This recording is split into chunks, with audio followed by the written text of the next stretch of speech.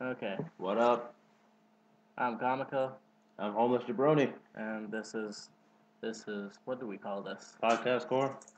Podcast for that was the second name. That The was first name was Jabroni. I don't know. the Gotham Podcast Oh, the Department. G.P.C.D. Right, The the G.P.C. Gotham Podcast Department. Yes. Yes. Yes. Okay. Speaking of Gotham, We read Batman number we read 42. Batman number 42. Let's just start on that. Okay. Screw Suicide Squad. Or A Force number 2. Right. Which we'll be getting to. We'll be getting to by in a the minute. way. You're gonna have to wait though.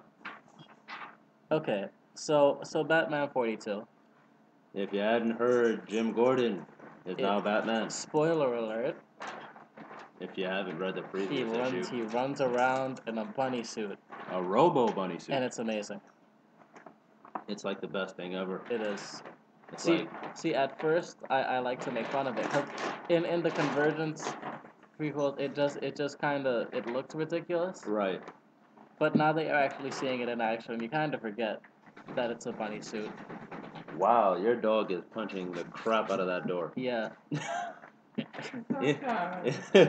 Oh wow, I didn't expect that. You just like boxed the door. Yeah. But back to the Batman. Back to Batman. I'm not stopping this recording. Yeah, we're not.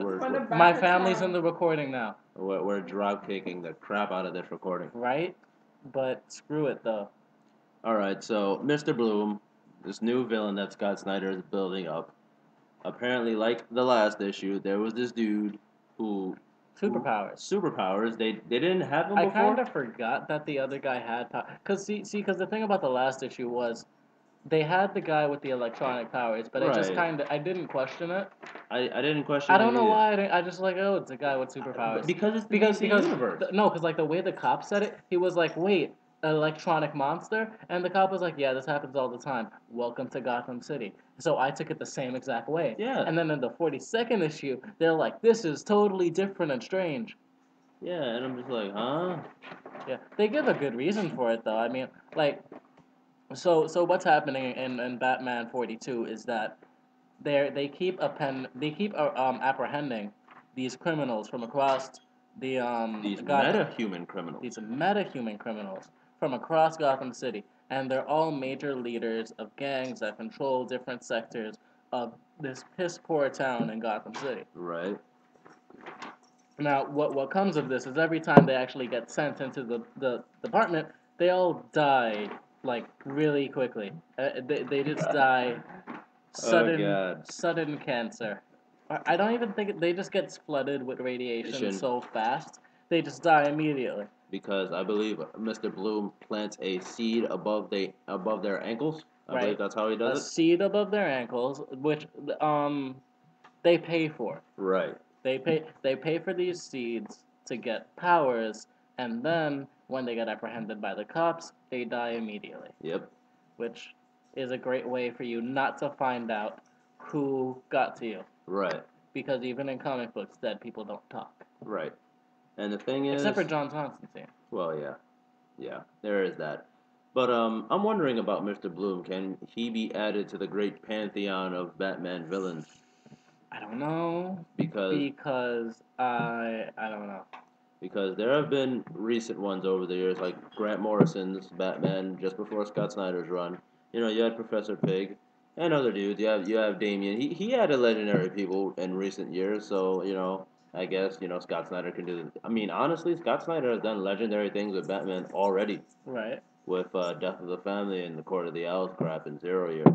So, and he made Jim Gordon the Batman, which should have happened, like, God honest, like, years ago. Like, well, to be fair on that front, seeing as how Bruce Wayne is Bruce Wayne, you're going to need a fair bit of content for him so that you don't disrespect the character. And they did give Bruce Wayne a good bit of content. Which still boggles the hell out of my mind. You have like 5 or 6 volumes. Right.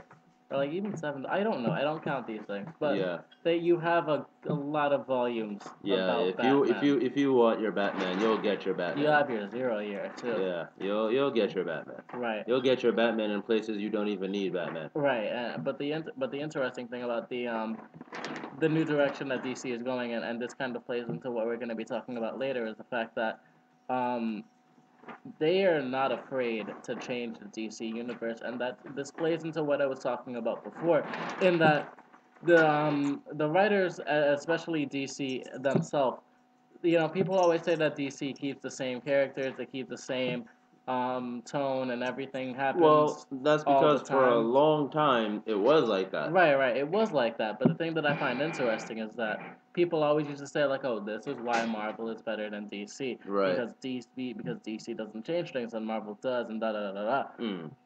But from the comic books that we have read, because we've read Right. Batman, we've read Suicide Squad, and we've read A Force A number two. Force, and they switch places Right. because in these comic books we find that DC does a better characterization and Marvel flops on that. Mm. So it's pretty interesting, especially with the fact that Marvel is pulling a DC. Like what people used to crack on DC for doing is pretty much exactly Marvel what did. Marvel is doing. Right. Because like how people will say like, oh, it changes things up really fast, but then it'll always be the same. Right. But I find that happens a lot with In Marvel, Marvel. because Oh yeah. DC will have one event for a year, and it'll lead into another event, and Mm. another event, and another, and it all has one seamless storyline going Right. on. Mind you, some are better than others, like Convergence. That wasn't too good. Right, but like Trinity War bad, Which, Forever Evil good, yeah. Forever Evil good, Future's End. Futures End. Some people have mixed feelings Right, about right. Future's Futures End. End was mostly good. Yeah, You know, I liked it. mostly people have had positive reactions to it, Mm-hmm. right? And then there's Convergence, which is it's gotten mostly Yeah, bad reactions reactions. from the fans. Besides me, but that's because I'm a fan. But that's the thing about DC. They have one seamless storyline. Everything affects everything. And if you come in now and you Mm. come in 2 years from now, things are gonna be different. Now, Mm. what I found with Marvel is that they have 4, 5 events in a year, and none of them, and even more if you count the events that are specific to one series. Yep. Like how when I came in, Spider there was Verse. one event for DC, and that was Future's End, which led into Convergence. Right. So 2 events really. And I've Right. been reading comics for a good 8 months or Yeah, something. almost a year. Almost a year, right? DC Marvel had I came straight off of Original Sin Mm. into Axis. From Axis, Spider Verse. Well, they were going on at the same time, honestly. Spider Right, Verse and Axis. right. Spider Verse and Axis. Then after Spider Verse, we ran straight into Secret Wars, Right. and you'd be dumb to think that they didn't have a plan For another for event. another event right after. DC, on the other hand, they're taking a very slow approach to reinvigorate their line and strengthen these characters so that when the event comes, it's that much harder because they're not doing any event for the summer, which is what comic book companies are known for. Now, granted, they're coming straight off of Convergence, so they don't really have time for one in the first place. But if Right. they wanted to do one, they could, and they're choosing not to. But here's the thing: they're not even building up to one; they're just building up Their line in general. general. In general, Yeah. they're getting you familiar with their characters. Right. Which one thing that's funny about that is to get you familiar with their characters, it would imply that they have new fans to get the fans familiar to characters. Which I wonder because we don't have their sales. Yeah. So is that implying that they've been rising in sales? I mean, 'Cause they you- probably just predicted new fans because the new 52, they nobody it reinvigorated comics, honestly. It reinvigorated comic books and DC, but you could argue that it actually helped Marvel more than it helped DC Yeah. because since the New 52, Hmm. Marvel captured everyone. Yeah. Like they said, come to us. Which the thing about it though is that I'm finding that more and more DC doesn't get the credit that they deserve, honestly, because they they're very good at what they do, and they care a lot for the fans. Mm-hmm. But Marvel's known more for it. But the thing about the reason why is really because DC doesn't brag. Yeah. They don't brag enough. Yeah. Marvel will do anything for a They, headline. they haven't shut up about Spider-Gwen to this day. They will do anything for a headline, which hurts their line honestly. Because I wanna like Marvel, But the fact that they constantly switch their setting up, switch their characters up, switch up how different characters interact And every plus, 6 issues, they got a good PR company, whoever it is, because right? they put them out there. They put them out there, but the thing is, it hurts their line in general because they can never fully flesh out a proper storyline. And Mm. this isn't even a question of, oh, Dan Slott is a bad writer or Charles Soule is a bad writer. It's Mm. that Marvel's just not giving them the time that they deserve to fully flesh out these storylines. So it always crashes to a halt. Right. You can tell this if you read everything pre Secret Wars. It was all rushed. The Right. Wolverine verse, all of it was rushed, and now Right. all of a sudden, X-23, new Wolverine. Speaking of which, and you could tell that this is a reason as to why nobody knew that this was coming. Really, you for all the changes that Marvel does to their universe, they don't have proper communication between the writers because they killed off Wolverine and only to bring him back for Secret Wars. But they couldn't bring back our Wolverine, so they give us Oh old man man, Logan. I don't But what is the point of bringing in old? You could have just kept Wolverine. I don't understand. You Like, could have just had him with a sidekick, which could have also been a PR campaign. But again, this brings me back. DC doesn't do anything for headlines, which is a good and a bad thing. Their comic books are, I'd say, they're generally better in quality. But nobody knows about it because they're not trying to have you to know about it. You walk into a comic book shop, and you'll know. and you'll find out. But other than that, you're really not gonna find out. You need to already be a fan, which is a Right. good and a bad thing. I really wish I could advertise for Marvel.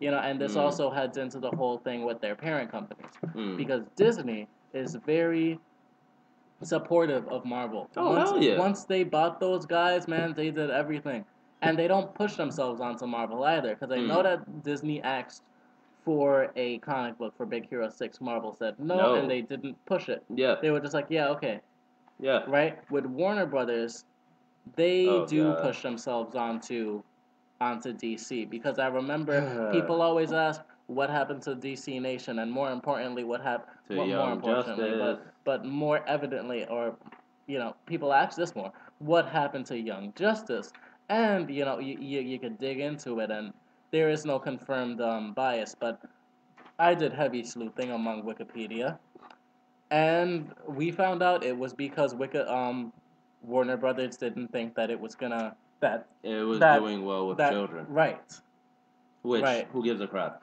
which shows a severe lack of Knowledge of their fan base? right or modern times really Yeah, true. you know Because I'm like, yo, most of the characters in the show have boyfriend girlfriend relationships. I don't think kids are your target market. really and you could look at shows like Avatar which had a hopefully tween to young adult audience Right. and it did surprisingly well. I guess they saying that market is unreliable. It's really offensive, honestly. It's Right. really offensive. It's like we don't want 18-year-olds don't watch cartoons. Yeah. Even though I'm pretty sure the show was doing surprisingly well, I think the main issue was the fact that you see, because I think Warner Brothers was just looking at money. Yeah. And the fact is that their target market wasn't too big on watching television from the television; they were watching it illegally online. Yeah. But here's my thing. Look at Marvel and their animated stuff right now. It's a bunch of kid shows, and I don't think any of the like you have to have cable to watch Disney XD. I don't think many kids are watching the shows, but they're getting more and more new shows every day. You have Ultimate Spider-Man, Hulk and the Agents of Smash, Avengers Assemble, and now there's the Guardians of the Galaxy animated show. Well, here's my rebuttal. DC Nation shows, what they were generally putting out was higher in quality. True. The Young Justice had some great art. Mm. Green Lantern, the CGI wasn't all that detailed, but Batman Beware, I Beware of the Bat. see. I mean, it was a bad show, See. yeah, but the CGI was high quality. See, I disagree wholeheartedly. I think the CGI in Green Lantern was amazing because of how, it utilizes the Green Lantern's powers, the constructs, such and such. Whereas Beware the Batman, it looks stupid because it should be utilizing more of the Batman the Animated Series, really dark, gritty, 2D art style. I feel like you can only capture that with a 2D art style. Right, and I'd agree with you, but Right. I still like the general styling that they put into Beware of the Bat. Right. While the bat suit looked weird, Batman looked weird, and Honestly, Alfred was an action hero. That was weird too. But I could honestly, still enjoy the show. for me, it just looked like a poor excuse to sell toys for me. But Green Lantern, I feel like they had something going. I felt like that should have been I never specific. watched the Green Lantern show, but I know that it had a following. Oh yeah, it was good. It was good. Honestly, it started off weak, but then as it kept on going, I was like, okay, this is really good. On top of that, it followed Jeff Johns' run because honestly, Jeff Johns made Green Lantern. He like Green Lantern was a nobody or a nothing property before he hopped on. So the question is, why wouldn't you follow him? He's been on the property for over a decade to 10 years, somewhere around there. Right. I mean, a dozen years to a decade. I'm wilding. Right. But back to the original topic was the fact that the parent companies for these comic book things, Marvel to Disney and DC to Warner Brothers. Warner Brothers isn't very friendly, at Right. all, and it kind of shows in how they treated Arkham City, no Mm-hmm. Arkham Knight, Arkham Oh, Knight. yeah, the game. Yeah, and they completely just kind of shat on the fans for Hey, that release. hey, I'm not a Batman fan to begin with, so Hey, but back to what we were talking about. I don't know how I got to this conversation in the yeah, we were first talking about place. Batman. Yeah, Batman. But anyway, I think we can solely wrap that up. Would you, from a scale from bad to okay to good, how would you rate this? I would rate it as good. I would rate Yeah, it as good. I This would. issue, but actually no. The reason why, well, what we were originally gonna talk about was characterization, Right. right? Um, Jim Gordon is surprisingly well characterized. And he's a better detective than Batman is. He very quickly finds where Bruce Wayne is, He picks it up like that. and he's like, "Hey, No you're technology. associated with Batman. Yeah. Now tell me, how did he do it?" And it's not even like forensics or technology. It's just simple He was deductive reasoning. he was just kind of talking to her at the end of the issue and just finds out. And he's like, "Hey, You used to work with Batman. tell me about it." Yeah, it's funny too because the way that they write him, Gordon, forgot his name for a second, Gordon. Mm. You don't see him thinking. He just you see the end result. And on top of that, you don't see that eureka moment. He just figures it out. When he figures something out, he just keeps it to himself, and he still acts normal. So that's very dangerous. Right, If because he's in, you can't read them. yeah, You can't read them. that's very The dangerous. one time when you actually see a eureka moment from Jim Gordon is when he's fighting Mm. somebody and he's about to die. And that makes him more human because he doesn't have time to be deductive reasoning and all that. He's in the middle of a battle. Right. Like remember, I think somewhere near the end of the issue, he ends up getting hit with the rocks, sent into the ocean, and he's like, "Oh, my Batmobile," and Right. sends in the truck, rams him. Right. But I feel like the most and the other thing about Jim Gordon is that you see him across the line, and you can see how his personality changes between like the different characters that he interacts with. So, Mm. you see how he interacts with The other that's my commissioner. dog, but you can see how he interacts with the other commissioner. You Mm. can see how he interacts with his daughter. Right. You can see how he interacts with Harvey Dent. With Mm. Harvey, what's his name? Harvey Bullock. Harvey Bullock. Harvey Dent is Two-Face. Right. And they're all slightly different. Right. When he's talking to Harvey Bullock, you can tell that they're legitimate friends. Right. And when he's talking to the new commissioner, there's generally like he's trying to be casual, but Right. it's that kind of tension that you get with a work environment. Mm. And then with his daughter, he's very sentimental, very calm. He smiles a lot, and it's much quieter and calmer and Mm. sweeter. So they characterize Jim Gordon very well. So he's not just Batman. And I say this because that's characterization that people usually don't give DC credit for because they Mm. characterized him very well. He's a person first. And you know what I like about it? It's so different. It's the complete total opposite of Bruce Wayne. With Bruce Wayne, it was Batman first. Most of the time, you saw him just being Batman. There was no Bruce Wayne. There was no billionaire playboy persona. And at the end of the issue, you see Batman. God, I don't know where he is. You know, I think He- we're just at a shop. And he was, but the thing is, a bunch of people was calling him by name again, which is throwing me off because Because I'm, neither of us followed Batman up until this shift. yeah, and I read like the issue, like Endgame, literally the issue before this new Batman, and it's not clear if people thought Bruce Wayne died. I Eh, mean, because I don't know. yeah, yeah. But keep in mind, this is after everything. Hmm. This is Divergence. Right. So this is 2 months later. Right. That's true. It's easy to forget that actually. That's but the thing. Well, at least what I like about Convergence as opposed to editorially with Secret Wars, at least they made sure all their storylines wrapped up before Convergence. There was a nice little editorial little thing with Convergence. Well, because the thing is, everybody knew what was happening. Right. Everyone, With yes. Secret Wars, it's a big, jumbled, piled mess. Because it feels like they like messengers came in the night before Hmm. on massive on spider mobiles, Right.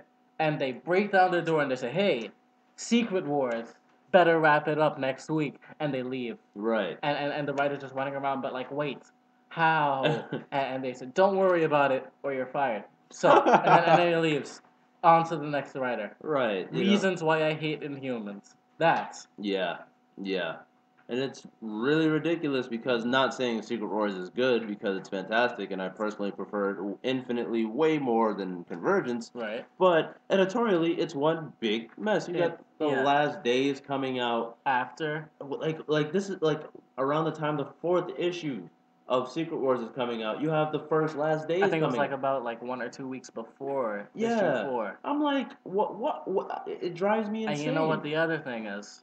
Uh, We have issues 1, 2, and 3 fairly quickly, and then it drops off the face of the earth for a month. and then straight up tie-in. Issue 4. The wave of the tie-in. It's like, And on top of you that, didn't give it enough time, Marvel. it started in June, and we still have new #1 tie-ins coming out in July. Right. And my thing is, right, I'm not that into Secret Wars. Right. So the fact that it's dragging on for so long, and the thing, It's not going until October. Ain't that crazy? and you know what the thing is? This is the thing that I like about DC better than Marvel. At least what they're doing is better, I believe, is because DC is giving time with their characters to establish their verse in a new direction. They have Gotham Academy. You're introducing Olive Silverlock. But first, that she's black, with silver hair. She has connections with Batman. Yeah, and she they was don't born, touch on that. And she was born naturally with her powers.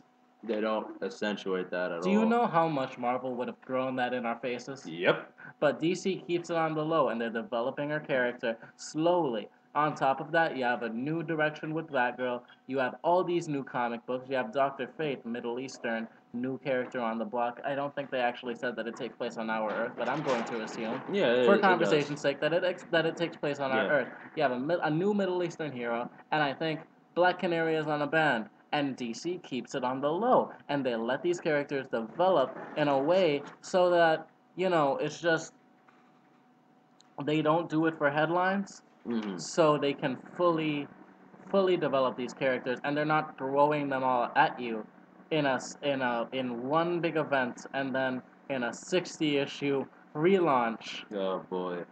DC takes their time.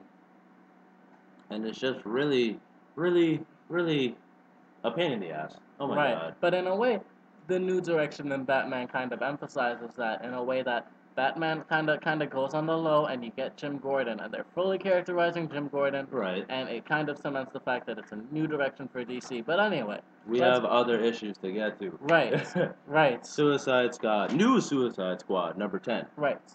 New Written by Suicide. Sean Ryan. I didn't pay attention to his name until now.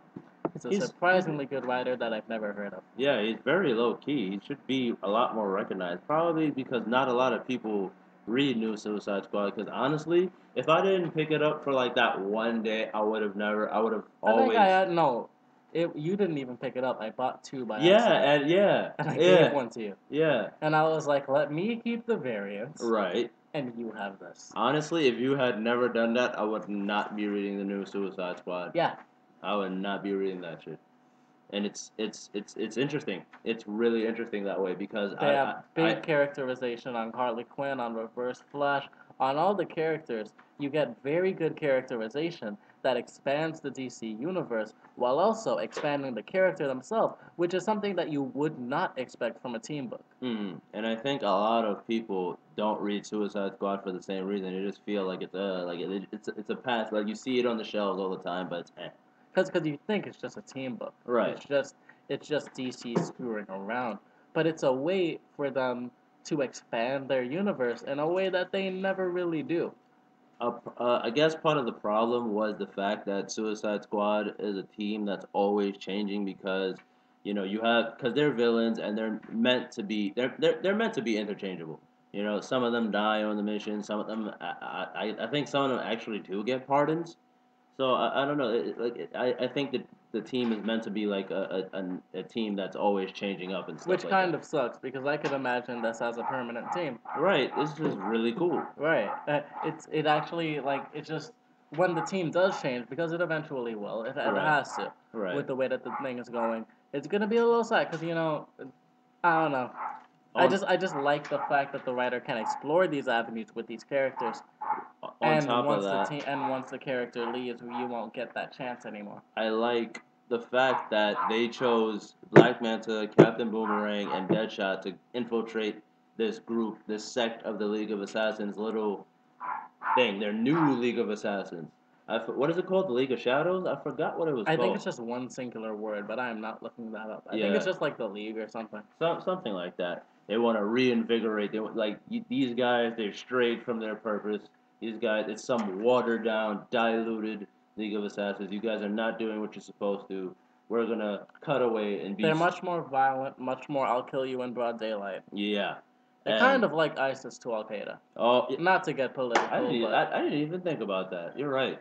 They're pretty it much. very much might be a play on the Middle Eastern struggle. Yeah, that might be ISIS straight up. Huh. And honestly, they picked the three perfect dudes to infiltrate them because Because they have great humor between them. Black Manta is a straight man. Boomerang is very zany, and I forget what how the third guy is. He's more like a Deadshot. right. He's more He's the mediator between the two. yeah, He's and he has more reactionary humor. Like he'll yeah, come up with the smart comment. right. And these dudes are all well trained fighters. They know how to use firearms, close range weapons. They're all really trained in close range combat. These are the dudes you want. I couldn't imagine Harley. She But the thing about that is they are very good on one-on-one fights, but this is an entire organization. right, They can't just take over the organization. And right. it really shows that in issue 10 when Boomerang decides these kids need recess. Right, because they're in school all day. They have them schooling, and most likely it's going to be propaganda more than schooling because they feel like, the world is a messed up place and this and that, and you're going to be brought up and educated in how to take it down. They're going to be brainwashed little children. But to be fair, the people in those teams seem very educated. Yeah, it's true. It's true. But they're going to be raised to be ninjas. Right. And, like Captain Boomerang, because Isn't that the I could see a spin-off coming from that. hey, Someone raised by the League of Assassins or their spin-off and they come out. It's DC is trying out new ideas. Look at Doom. Hey, It could totally be a thing. let me send a letter. But it's cool that somebody like Captain Boomerang, who is an established villain, who is somebody that has killed people before, and he's like, wait a minute, you're telling me these kids Don't get recess. they don't get recess, they What don't about get. the weekend? That's what they're working for. And he's just like, whoa, like this is time out. You ain't told me kids were being abused. Time Yeah, out. and it really shows the area in which he comes in because he comes from Central City, Right. where the villains have a kind of code of conduct and the Flash has a code of conduct. Nothing too crazy ever really happens, and the bad guys that do bad things, they usually do it out of fun. They're not straight up villains. They're not maniacal.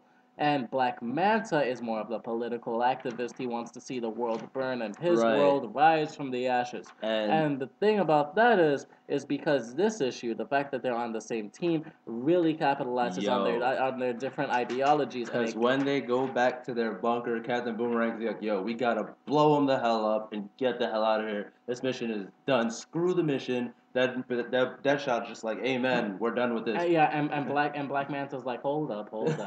We don't know their leader, and we don't know Captain what. Boomerang's like, you like it here? He's like, I don't hate it. Don't hate it. So, but the thing is, right? At the end of the issue, Boomerang, Black Boomerang, Black Boomerang. Boomerang. He just decides we're gonna free the kitties. Right. So he frees the kitties. And And they're Black playing Manta, soccer. and he's like, hey, Black Manta, help me out because obviously the League comes in, they try to stop him. Not even, but like before that, like they just hear the kids making sounds. They're like, hey, this isn't normal. And Black Manta's with them, so he's like, yeah, what the hell is that? So they drive over there because in a jeep, and Black Manta is in his full costume. They didn't explain what they were doing because he said we stopped nighttime activity. I don't know why the hell Black Manta was fully geared then, but whatever. I didn't understand why Black Manta was there without the other two, honestly. That's true. I think it kind of capitalizes on the fact that he does indeed like it there. Yeah, that's probably true. So when they go and see what the sound is, they see a bunch of little kids playing soccer, and they see, Captain Boomerang. He's like, "Hey, what's going on?" Recess, that's what's going on. And one of the League of Assassin dudes, like the basically the headmaster of the whole set. Like, what the hell are you doing? He literally jumps out the jeep and like he's lunging at Captain Boomerang, like, no, this gotta go punish.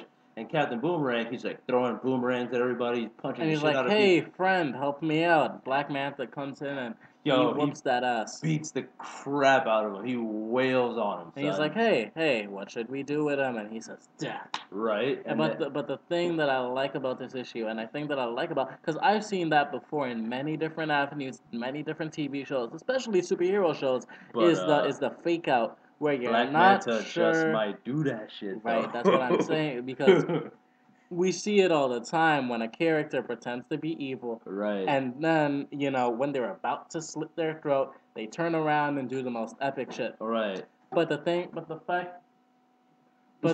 that they're both villains means that we don't actually know if he's gonna stick to his code because he never really had a code. Right. And he probably would like it there.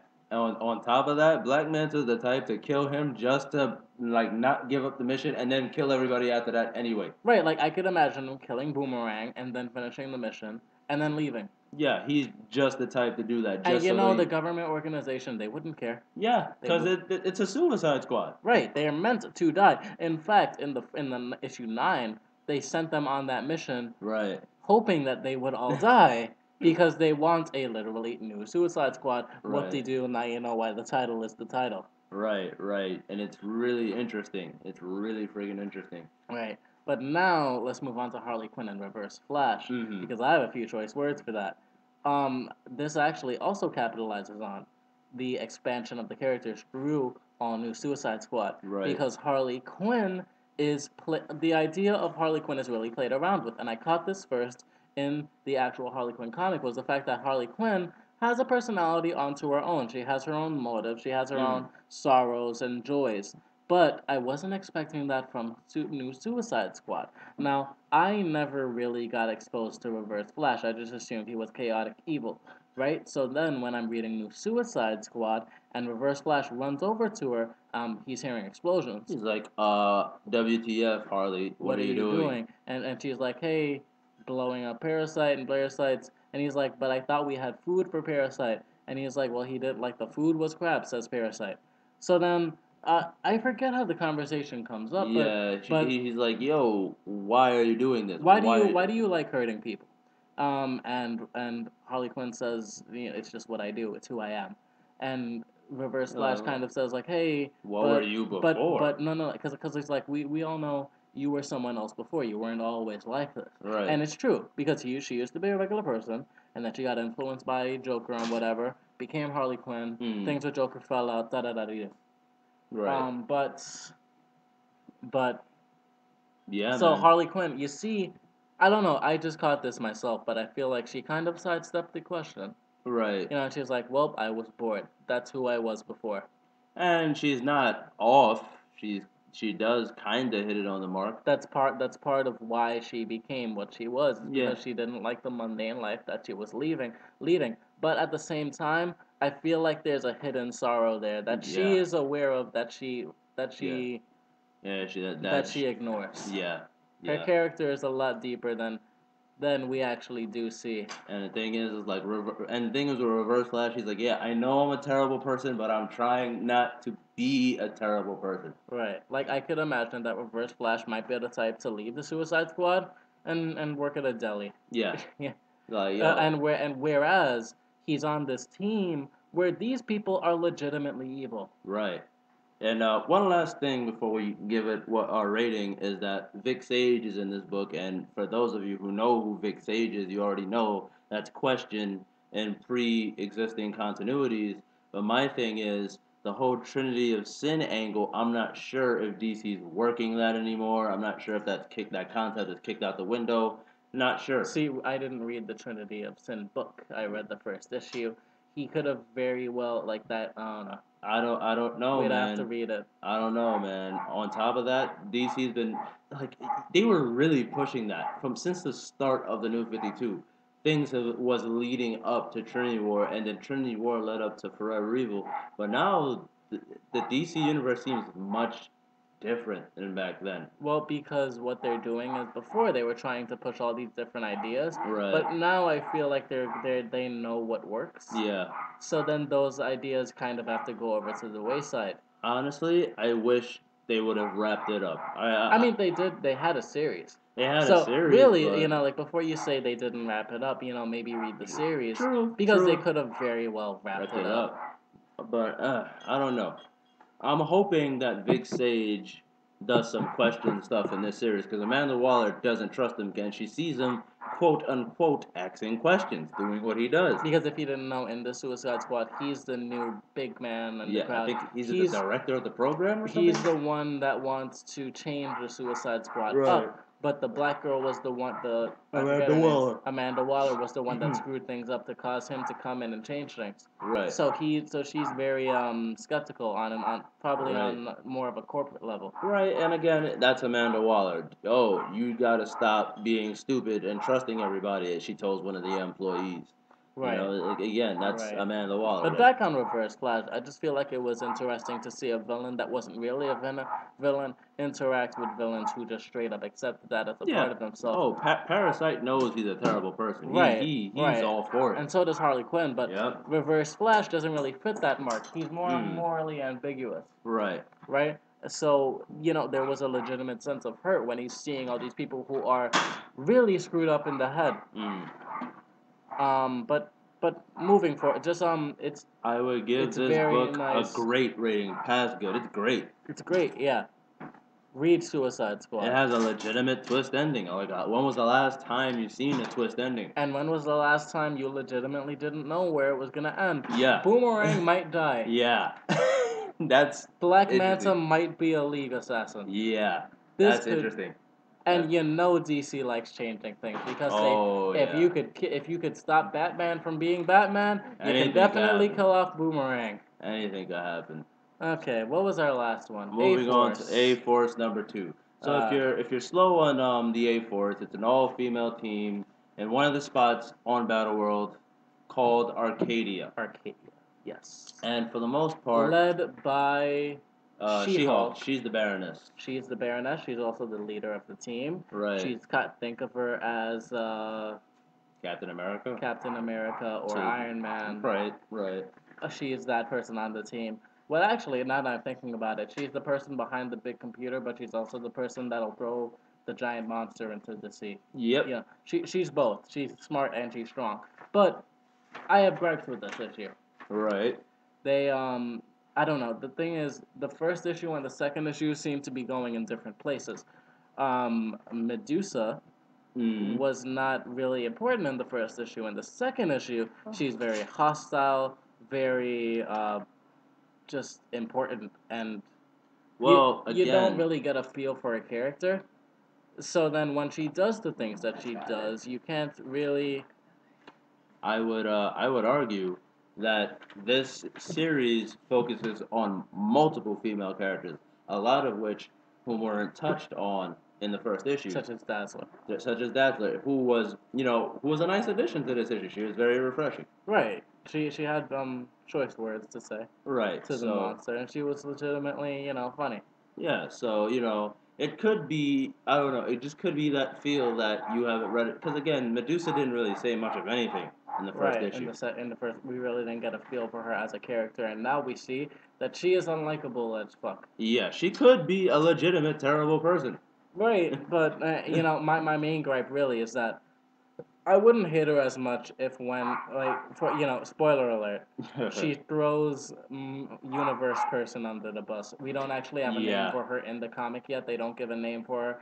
I mean, she's originally called Captain Universe for those of you who read Jonathan Hickman's Avengers And I run. suppose we'll go for that. So Captain Universe, Right. but she doesn't really have a legitimate reason. But she's like, hey, as soon as she popped up, all these monsters started popping up. So we need to. She didn't really give orders. She Yeah. was just like, She-Hulk, fix this. Yeah, you threw Miss America under the bus. Why ain't she ain't throwing it? It was basically one of those. Right. It was just bad timing, really. Yeah, it was Mean Girls basically. Right. Right. It was basically Mean Girls. Yeah. It's just Medusa really didn't have a good reason. I think it's just honestly a lot of people. You see that in this issue, a lot of people have problems with She-Hulk because a lot of people are making snarky, sarcastic remarks. You see that about more in the first issue, actually. Yeah. Because like a lot of the times, and it shows in the first issue, like Mhm. Loki has her opinion, About Miss Medusa has America. her opinion, everybody has their Yeah, opinion, they but all they're hate her for not. that. But they're not saying anything. Yeah, they're very passive aggressive. They really are just Passive aggressive. passive aggressive, and they really are just like a team of people. Right. They're not really one unit. They don't. Because like Nico is like, oh, what are you gonna do? You're gonna send me, to the Shield like Miss America? Like they keep bringing. It's like, dude, come on, man. Like she has no control over that. It's almost as if they just had the team yesterday. Right. But they've been at this team for a while, and it really just makes you think: what were they doing before? Were they arguing all this time before? Like Because they seem like a very established team, but they still seem like they just got on the force. honestly, it's like, dude, why are you taking it up with She-Hulk? Take it up with Doom. I would have been like, yo, if you have a problem, you could take it up with Doom. I mean, but that's like kind of like instead of writing a letter to Bloomberg. Spoiler alert. We're in New York City. But like instead of taking it up with like Bloomberg, you take it up with Obama. Obama. But I mean, It's like Obama. My street is dirty. How dare you? But the thing is, it's not her fault that what happened to It Miss America. is. It is because I'm remembering the first issue now. How? She had to do it. She had to do it. Again, not her fault. But that's a realistic reaction because they're most of them are kids.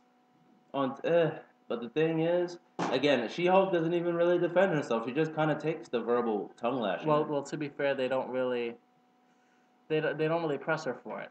And She-Hulk has a lot on her plate. Me, I would have been like, yo, if you really have a problem, if you really think I sent Miss America under the bus, talk to the person who's sentencing her. I'm just telling him what she did and what happened. Not to be fair, it's a legitimate realistic reaction. I'm not getting wiped off of the face of the earth because she threw a shark somewhere. Well, to be fair, it is a realistic reaction to how people react because you don't approve of how everyone reacts in real life. Some people make stupid decisions, but my main thing is that they don't really make anyone likable. Right. The only reason I like Captain Universe is because she didn't say anything. Yeah, she's a toddler. Yeah. She's a toddler. I also like that other girl whose name I forget. Who? The Nico? one.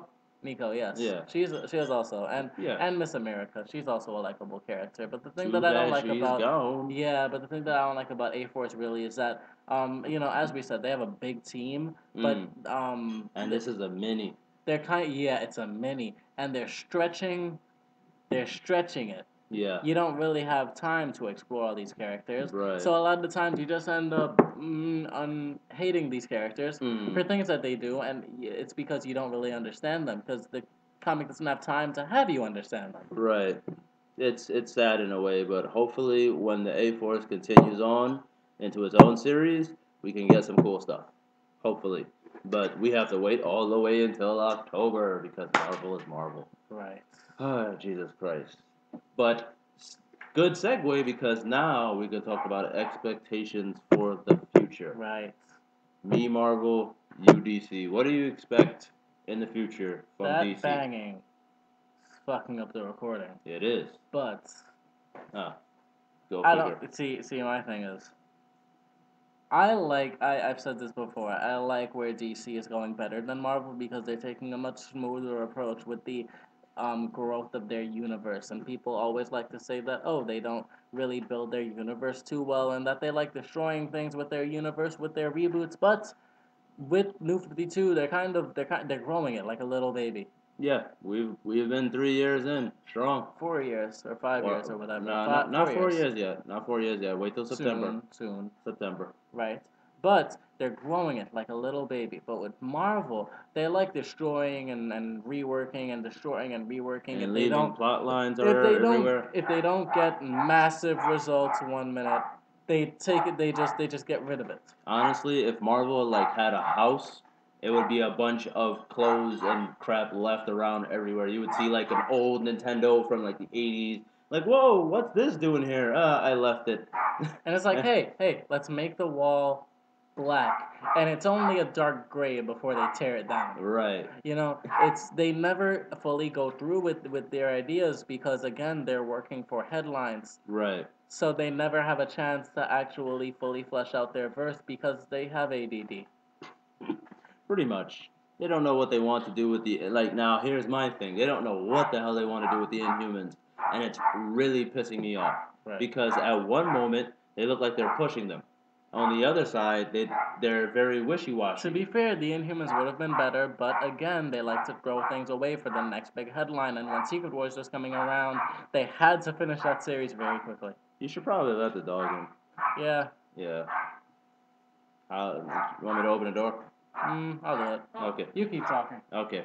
But yeah, with the Inhumans, right, you have people like Inferno, who I really like. He was built up really well in Charles Soule's Inhuman series. And same thing with characters like Flint. What's good, doggy?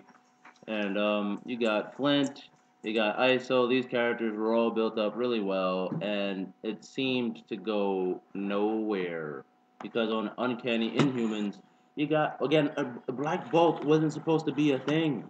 Like why is Black Bolt a thing again? Like, and the thing is, they nerfed him. Why did you nerf him? I don't understand. You didn't really need to nerf him. You could have kept his powers. I mean, Infinity was a while back. I believe Infinity was like 2011. So he can't even like gradually get his powers back or gradually get stronger or anything like that. On top of that, with Uncanny Inhumans number 0, they painted him as a dick. I don't like him. Like he was written to not like him. He gave his son away to Kang the Conqueror. Yeah. He turned him into an Inhuman for no reason. You didn't need to do it. He didn't. His son. Well, he didn't, was always an Inhuman, but he put him I through mean, yeah, Terra Genesis, yeah. And his son didn't ask for it. He just come out of nowhere. He's like, Dad, get away from me. Yeah. And he's like, oh, give me a hug. Terra Genesis, go to sleep.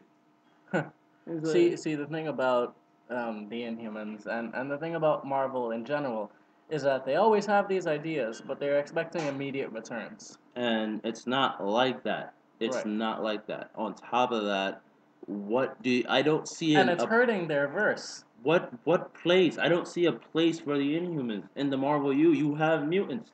Why again? I understand that you don't own the movie rights, but so what? See, that's why I like DC better. They don't throw in too many things. They have the people that are affected by the Amazo virus, but it's not even brought up as that much of a thing. Yeah. With Marvel, they Yeah, always I like bet to. y'all forgot that was a plot point, huh? Yeah, they always like to bring up different stuff and then throw it away and bring up more stuff, and it's hurt many things, such as Spider-Verse, where that ended very quickly because of um, thing because of what's We the thing? me and Kamiko usually have a role. We don't speak about Spider Verse. It brings up too many bad memories. It ended very quickly. We might never see Mayday Parker again. And she Or was Spock. or Spock. I mean, Spock's gonna be back, no doubt about it. He's one of the most popular Spider-Man characters ever. I'm Period. still very iffy on that because Marvel has given me several unfinished events. Trust me, Spock is coming back. That See, you see, have no reason. see, the thing about DC though is that everything that they do is built up on past events. With Mm. Marvel though, it's always a new idea. I never see them actually build on their verse. Just destroy and rework. Right. For they're like I don't know. They're like weird architects that just like drawing plans and having people demolish it. Like, okay, I want to make a new one just for fun. Yeah. Is your window closed, Josh? Yes, it is. Okay. Getting back to this. Yes. Getting back to this. With Marvel, it's just getting back to this. I don't know. It's Marvel. I'm looking forward to their all new, all different launch, but because they seem to have something planned for every character. They seem to have something planned for Hulk, for Iron Man, for the Spider Verse. They expanded the crap out of it. They're making it basically the Batman of their Marvel line.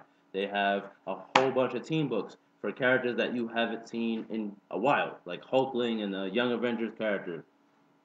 You got the Ultimates, you got Blue Marvel and Spectrum and Miss America. You got all these characters that are coming back, coming back, coming Right, but back. my thing is, and again, Mm. they make a lot of promises, but they don't actually make do on them. Again, it's because people have to buy these series.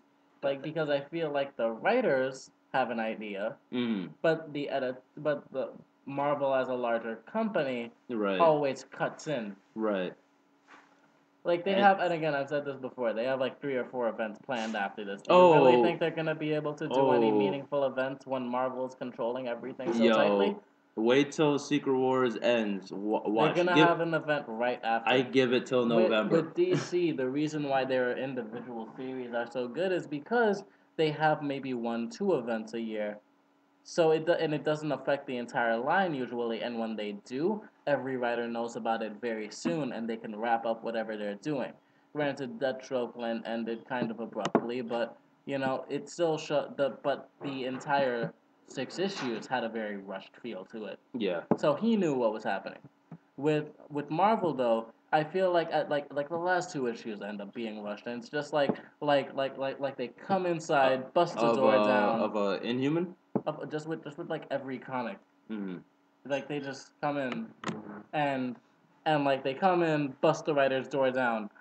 You're ending this now because we have Secret Wars or Original Sin or this or that, and then they just ride off into the end of the night, and then the writer has to scrap 50 pages worth of story and write the ending, which was what happened with Inhumans, which is why I hate it so much. Uh, and now we have again. If you're really expanding on Inhuman, why are you having 3 X-Men books? It's more like an explosion, really, because they don't expand. They storylines are so short. They just ejaculated everywhere. Yeah, because, and again, I'll say it again. They have an idea, they do it, but then they can't fully expand on it because the next event is coming. It's really ridiculous, man. It's really ridiculous. Yeah. Why do you have 3 X-Men books and you're really gonna sit here and tell me that you want me to get into Inhumans? Right. And then you have 2 X-Men. Well, you have Hank McCoy, and you have the Human Torch. Right. Oh, I'm like, why? Why, God, why? Right. So in a way, it just worries me because DC is doing a lot for their company, but they're not getting the headlines that they really deserve.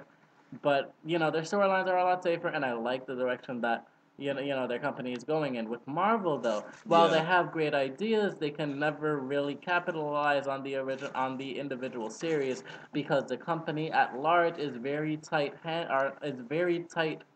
with how everybody runs, and at a lot of times See, it interferes with the writer's own vision, see, such because as with Spock. see, with Marvel, they're very good at the 1-2 shock and all punch attack. That's what they're going for. Like Superior Iron Man. Oh, it's gonna be that nothing will be the same with Iron Man. But it's always the same. Yeah, exactly. And you know, right? Like I assumed, and I said this before. I'm just gonna wrap it up quick right? now. I assumed, for example, I assumed that Iron Man was gonna be the AI suit for this new one because I thought that the Superior Iron Man comic was gonna have again a permanent change to the character and to the verse at large. It didn't, and we still have Tony Stark in that damn suit. As a matter of fact, I think they pretty much wiped all Axis continuity off the face of the goddamn earth. What was the point of it? Sabretooth Which is shows you, Access they didn't. While it was a very bad event, it was we don't like terrible. talking about it. Yeah, that's But another unspoken rule. yeah, but they could have built on it, and it could have been something. I'm just saying with Marvel, even if it's like at least with DC, whether it's a good or bad event, they fully do it. With Oh yeah, Marvel, they quickly throw it under the they're bus. like, oh shit, people know this is bad. Like, quickly, sweep it under the rug. Even if it's good, they go for the next event. Yeah, Marvel's good at hyping you up. They have a very good advertising department, whoever does it, but they don't know how to capitalize on well, whatever they've built. at least with Original Sin, you have some things that stuck. Like, oh, wait, what? I saw your face change Go. up. Okay, never mind. Yeah, you have some things that stick, like Silk. You have Angela, who is now Thor and Loki's sister. You know, you have things that stuck. Watcher's dead. Nick Fury replaces Watcher. But yeah, yeah. Alright. So I guess this is really it, really. All right. So yeah, I think we're done. I think we're done here. Thanks for listening.